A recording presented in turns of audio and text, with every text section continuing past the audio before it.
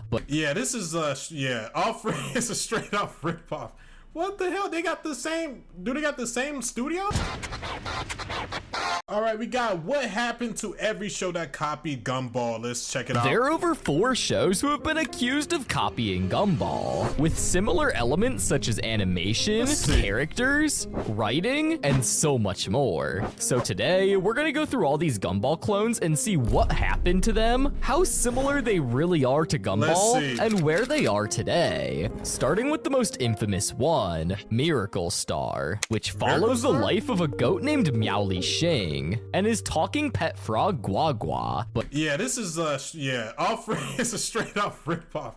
What the hell? They got the same. Do they got the same studio? Life of a goat named Meowly Shing and his talking pet frog Gwa Gwa. But instead of producing a somewhat new and original show, the creators saw the success of The Amazing World of Gumball and tried to make a knockoff version. Okay, so same studio. I was about to say, nah, this you can't copy the original, baby. Come on. Their own versions of the Gumball characters. And they didn't even try to hide it. This show just blatantly copied entire scenes from Gumball, only swapping out the characters for ones they actually owned. For example, one scene they copied came directly from the first episode of Gumball, titled The DVD. In that episode, Nicole reminds Gumball to return a DVD of alligators on a train before they get fined. At first, Gumball tries to talk his way out of it, but after seeing Nicole punch the wall because of her full anger, he quickly agrees to return it. But in the Miracle Star version, same position and everything? The exact same scene is played, the only difference being their characters. But this isn't the only time Miracle Star copied Gumball scene by scene. If you search for comparison videos on YouTube, you will find multiple clips of Miracle Star directly copying Gumball, with the only real difference being the character designs. But bro, it was no point in making this. It was no point in making this show if y'all just gonna swap out the character. What? Even the characters themselves weren't unique. The family was simply swapped out with different animals, with Anais being the only one not having a counterpart, possibly due to China's former one-child policy, which restricted most families to only having one child, as well as boys being favored over girls in China. Other characters were also given counterparts. Carrie was replaced by a pot of broccoli, Masami's design remained mostly the same, with the only change being her color, and Bobbert was swapped out for their own robot. Okay, bro, like, you can take inspiration, but damn, like, what is different besides the character swap? What the hell? Instead of taking the boring approach and suing Miracle Star, Cartoon Network thought it'd be fun to make fun of the whole situation in an actual episode called The Copycats. And this episode starts with the Wattersons grocery shopping in the exotic food section. Gumball and Darwin make fun of strange items, but as they walk away, their counterparts, Chi-Chi and Ribbit, appear and begin repeating what Gumball and Darwin have said. Chi-Chi and Ribbit are versions that the Gumball team made up that's supposed to look like a reference to Miracles. Bruh, what the fuck? Okay, so wait, yeah, not the same studio, bro. What the? So they just copy word for word, bar for bar, like what? Oh my god. I'm thinking this, like, is this the same studio? And they just try to, like, see what they could come up with? Stars characters, but they most likely only took this approach for legal reasons, because they didn't want to be labeled as copycats themselves for using it in this episode. At home, Gumball discovers that their counterparts are Chinese TV stars profiting off the copied versions of the Wattersons episodes. Like the DVD as previously mentioned, they do get a little laugh from their counterparts' descriptions, all of them except for Anais, who feels left out because she doesn't have a doppelganger, because obviously they don't like daughters in China. But little did the Wattersons know this would actually end up saving them later in the episode. Fast forward a little bit and they find out that they're copying everything they do. So trying to stop them, they decide to fight against their copycat. Yo, wait, what year did Gumball ended, bro? I swear, like, Gumball came when I was just starting to, like, stop watching TV. But it's pretty much an even match because they're all just using their own moves against each other. Then Anais points out that the copycats aren't really trying to be evil, they're just lacking originality. So the family breaks into a song encouraging them to find their own style and be themselves. But that doesn't work, and the copycats immediately post their own version of what happened. As a last-ditch effort, the Wattersons put their own lives at risk, doing the most dangerous stunts hoping they kill off their copycats. However, However, that doesn't work, so they take it to the next level and get on a burning truck that's going towards an unfinished bridge. At first, it seems like they're completely screwed, but Anais uses her big brain and thinks of disconnecting the tank from the truck, helping them, well, not die. But without an Anais of their own, the copycats fall to their demise, being the end of the copycats. After the episode aired, Miracle Star received tons of backlash, having a 1 out of 10 rating on IMDb, leading to its cancellation in 2017. But Miracle Star IMDb, leading to its cancellation. Crazy. Oh my god, only 12 episodes? In 2017, but Miracle Star wasn't the only show that tried to copy Gumball. Back in 2009, there was a show called Pinky Malinky, which follows the main character who's also called Pinky Malinky, who's just trying to fit into a human world. That's pretty much it. He has 2 best friends, JJ and Babs, who are always by his side. At first glance, it's pretty easy to notice that the animation style is quite similar to the Amazing World of Gumball, and there's actually a reason for that. The show's creator, Christopher Millard, worked as a storyboard artist on Gumball in season 1 and a writer for season 2. And you can tell this by looking at the very first episode of Pinky Malinky called Snacks. Damn, but so this came out 2009. Wait, what year Gumball came? 2008? Damn.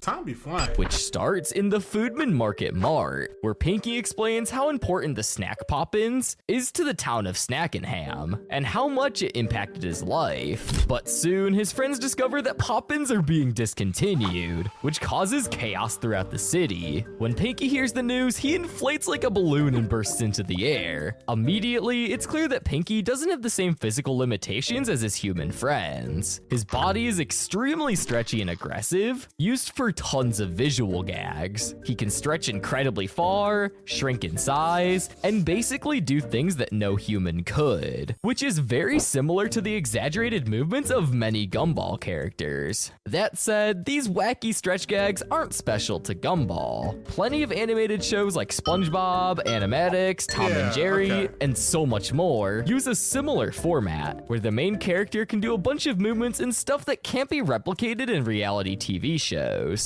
Also, in a 2009 pilot of Pinky Malinky, Pinky has always been a character who can transform and do a lot of things with his body. All before Gumball was even a thing, because Gumball was created in so in 2011, I swear, so how did this shit copy Gumball if it came before? 2011, which means that Pinky Malinky was never intended as a copy of Gumball. But because of the timing, Pinky was seen as a ripoff. But the similarities don't stop there. One of Gumball's standout traits is its used mixed animation styles. From 3D to puppets to live action characters, you name it, and they've done it. Which is what makes Gumball so unique. Pinky Malinky, while sticking to mostly basic character designs, isn't afraid to experiment with different animation styles. For example, so like when they changed the beginning of the episode Change, there's a little gag moment where Pinky, Malinky, and JJ turn into real-life versions of themselves, with Pinky becoming an actual hot dog and JJ turning into a girl version of himself. However, you could say that Christopher Miller didn't try to copy Gumball, but he instead took inspiration and learned from his experience and time working at the show. I would end it here, however, one of the characters from Pinky Malinky seems to be an exact copy of another character in the Amazing World of Gumball. Really? That character being Babs. This is definitely a stretch, but think about it. She's basically Darwin if he were human and girl.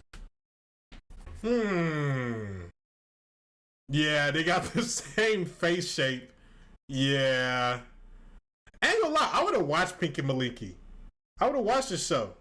I didn't even know it was out. Like, what? Girl. They both wear green and orange. About this. They're nice, supportive, and serve as a friend for the main character. It's possible that Babs was designed as a reference to Christopher Millard's previous work, for something fans could point out and laugh at, but she's not. She's a major support character who appears in multiple episodes, and when a character is similar not only in design but also in personality traits, it stops feeling like a funny cameo and starts feeling more like they took Darwin, changed his gender, and called it a day. So is Pinky Malinky a ripoff of Gumball? Well, I don't think so. Despite its many similarities, of course, there are going to be parallels in animation, plot, and character dynamics when one of Gumball's original creatives is behind the show. But that doesn't necessarily make it right. It's okay to take inspiration from something you helped create, as long as you bring something new to the table. Take Rebecca Sugar. For example, before creating Steven Universe, she was one of the main writers and storyboard artists for Adventure Time, another really popular goated show.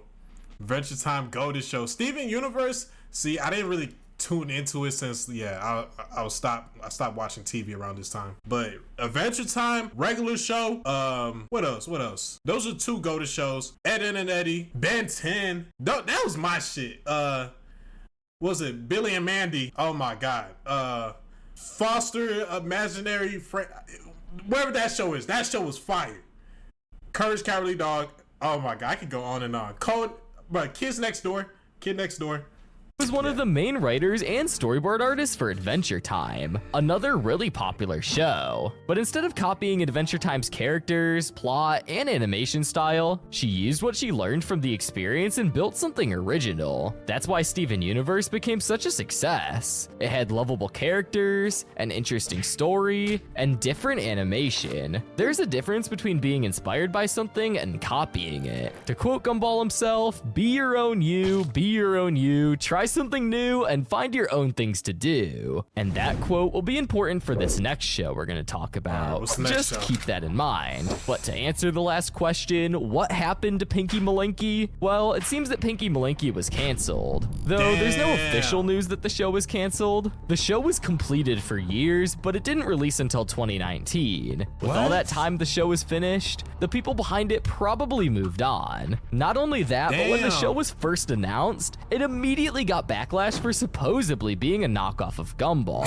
which put the final nail in the coffin for another season. And since we're talking about Netflix, the platform that hosted the show, they are notorious for canceling less popular shows. Yeah, they be, oh my god, all these shows one season? That hosted the show, they are notorious for canceling I think I remember it, Inside Job. less popular shows to put more money into shows that seem more successful. But another lesser known show that has also been accused of copying Gumball is Elliot from Earth. Elliot from Earth follows a boy and his mom who are transported across the universe, landing in a strange world filled with aliens. Far from their home planet, which is Earth, they try to find out who brought them here and why. They start building a new life on this planet and eventually meet some characters, including Mo, the talking dinosaur. Unlike other shows I've mentioned before, Elliot from Earth doesn't exactly have anything that stands out that could be considered a copy of Gumball. One of the first things you'd probably notice while watching Elliot from Earth is how much the animation reminds you of Gumball. Both shows have those moments where the animation really goes all out. Super detailed, almost cinematic shots you'd never expect in a cartoon. It really Gumball really the Gumball really the big three, right? Gumball will really be the big three Cartoon Network. Not gonna lie. Bro, all I know is Regular Show's part of that, bro. Regular Show was such a goated ass show, bro.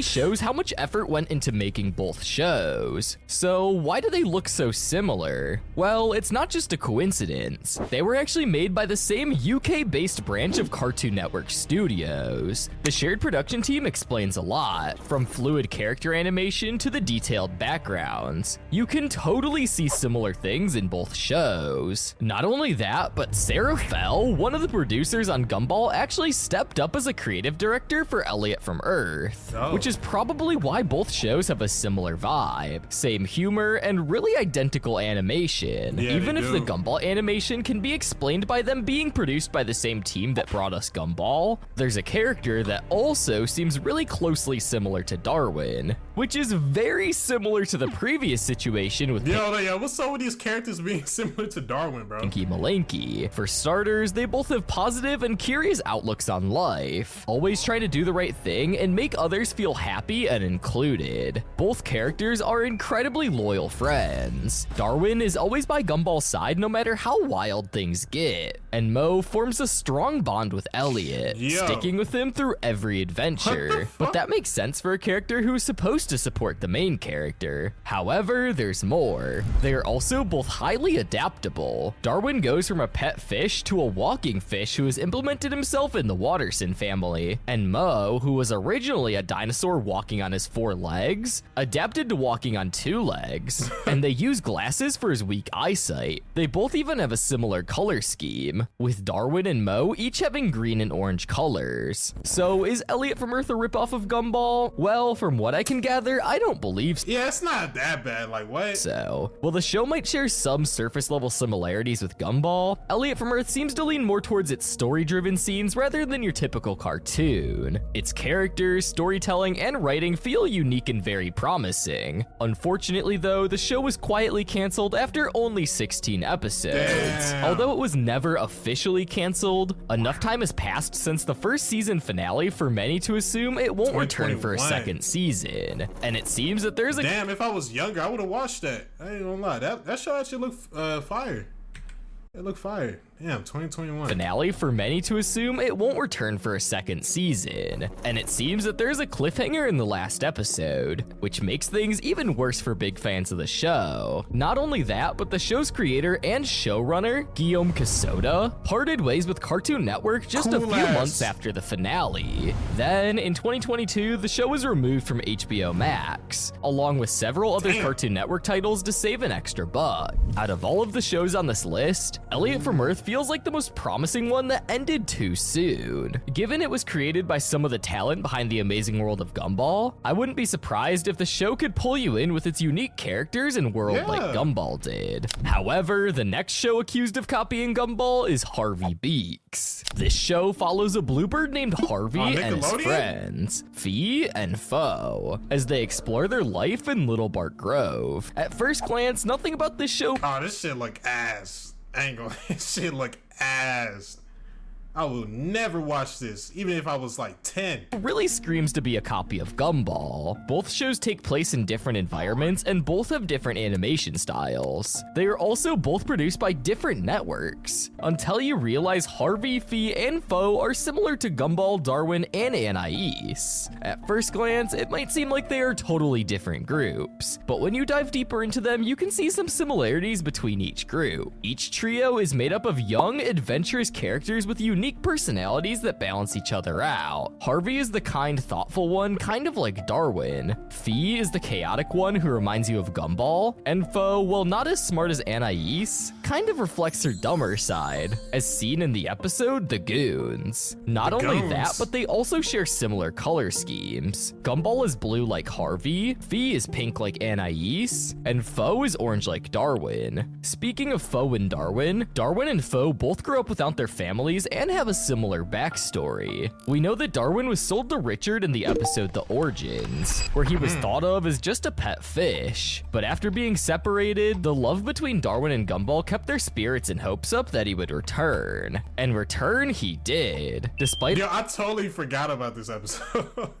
Oh my god, I forgot the origin of Darwin. all the challenges he had to face, he was given opportunities that make him the fish we all know today. Although we still don't know who Darwin's parents are or how he ended up in the shopkeeper's van. And even though Darwin would like to know who his parents are or where he grew up, he found a new family who love him and treat him more than just a pet. When it comes to Fee and Foe, they were both separated by their parents and had to survive on their own. Although they did reunite with their parents, Fee and Foe looked up to Harvey's parents when their parents weren't there, and thought of Harvey as family. A random similarity, but Harvey's family were also animals like the— I don't know, Harvey just looks stupid as hell, bro.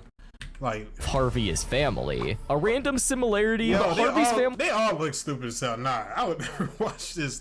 This is like the crackhead version of Amazing World of Gumball. Like, what the hell? We were also animals like the Watersons, but this is definitely a reach. As for the environment, Harvey lives in a literal forest, so that makes sense because they're birds, but it's definitely something to point out. So, is Harvey Beaks a ripoff of Gumball? From what I can gather, once again, I don't see it. The two shows have their own unique style, tones, and stories. There might be a few similarities between them, but it doesn't seem like they're straight up copying Gumball, and more like taking inspiration, which makes total sense. Yeah. Since both shows were created by C.H. Greenblatt, what really sets apart Harvey Beaks is how deep the show can actually get. Harvey Beaks isn't afraid to tackle deeper themes, like family and even death. Topics that are surprisingly heavy for a kid's cartoon. Yeah. Not to say Gumball doesn't also have these moments as well, as they have many episodes that can get quite story-driven. But compared to other shows running on Nickelodeon, Harvey Beaks was definitely one of the few who had moments like this in the show, making it unique and interesting. Not only that, but it seems the fan communities for both The Amazing World of Gumball and Harvey Beaks often show love for both cartoons. As for what happened to Harvey Beaks, the show was ultimately canceled after 2 seasons, possibly because it never reached the same popularity as other Nickelodeon shows that were on at the time, like SpongeBob or The Fairly yeah, you're not beating that. Yeah, there's no competition. What? It's over. Oh yeah, they should have canceled after the first season. Odd Parents. The show then was eventually pushed to Nicktoons, where it seemed to be left. Put that bitch on Nicktoons. Put that on Nicktoons. What? Y'all the backups. To die. But because you made it all the way to the end of the video, you should subscribe. And if you don't want to, that's okay. But if you enjoyed this video and you want to good vid. Damn. Law ripoffs. Well, what y'all want me to react to next? What's that sound? It's